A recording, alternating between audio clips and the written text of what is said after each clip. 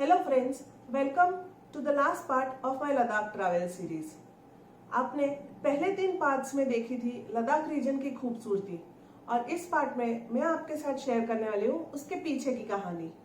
The pre-travel preparations I did, the feelings we had on riding on the highest motorable road, also the difficulties we faced, and most importantly about the world record that I earned for all the hard work and efforts I put in. Usually daily routine में मैं सिर्फ 4 से 5 kilometre drive करती हूँ, but इस ride में मुझे drive करना था 500 किलोमीटर्स, वो भी daily for 4 days. That was a difficult part. So इसलिए मैंने लॉन्ग ड्राइव्स पे जाना शुरू किया in my city Ahmedabad. Also the travel company arranged a trial ride to mount Abu. Ahmedabad से माउंट आबू का डिस्टेंस है अप्रॉक्स 250 किलोमीटर.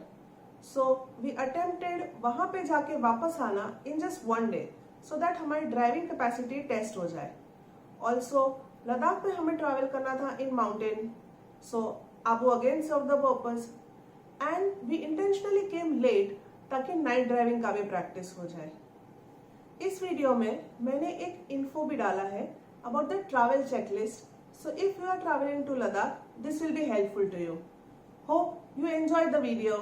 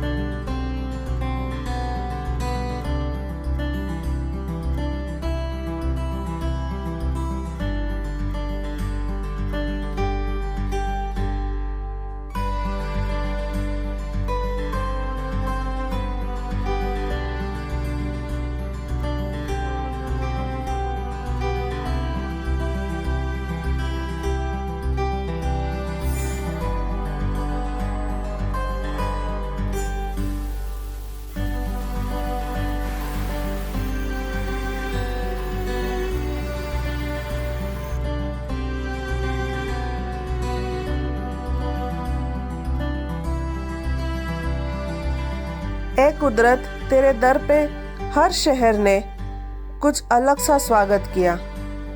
जयपुर ने तड़पाया 48 डिग्री कड़कती धूप में, तो मनाली ने बारिशों से भिगाया. खारडुंगला ने भीषण बर्फ से, तो सरचू ने हमें -8 में कपकपाया. लेह की हवाओं में एक अलग सी कशिश है, एक सुकून सा है जो आपके आसपास की हर नेगेटिविटी को कट करके आपको पॉजिटिविटी से भर देती है.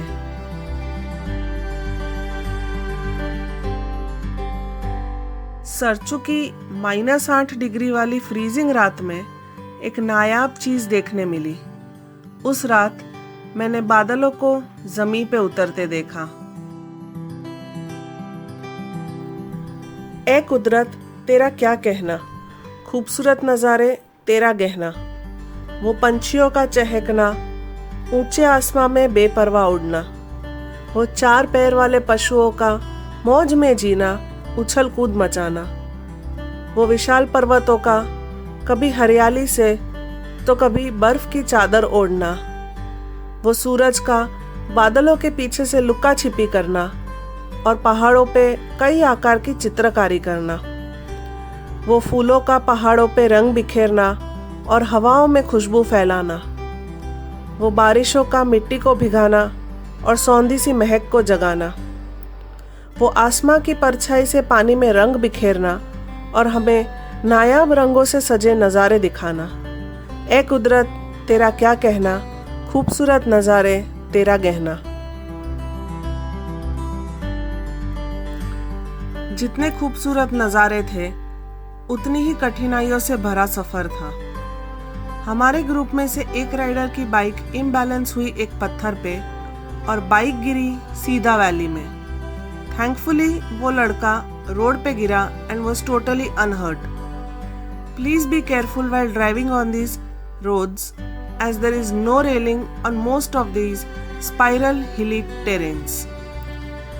दर्चा की वो रात भी खौफनाक थी।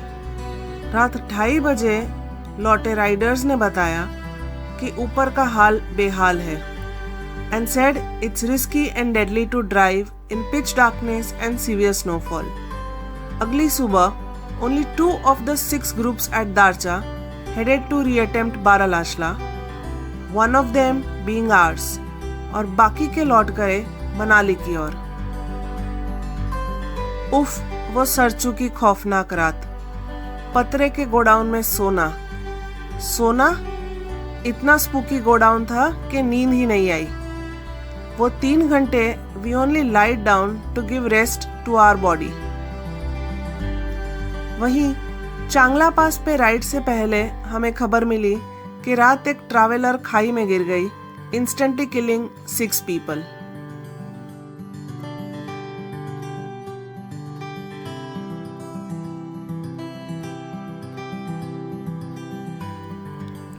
तकरीबन दोपहर 1:30 बजे हम पहुंचे खाडुंगला टॉप। वो feeling of being on cloud 9, feeling of accomplishing the target, feeling that yes, I rode right to the top on my 110cc Activa। My thoughts wandered to the day I decided to attempt this adventure, and I am now glad I took this decision।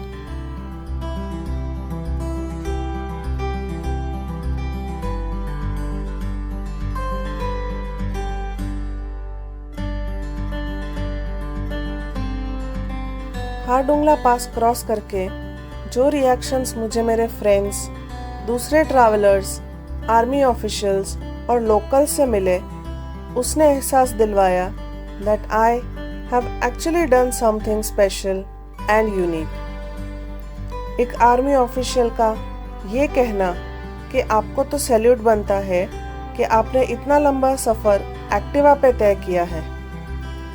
Riders का ये कहना कि आपने ये सफ़र Activa पे जो तय किया है, उसने हमारी 350-400 सीसी की बाइक्स को शर्म में डाल दिया।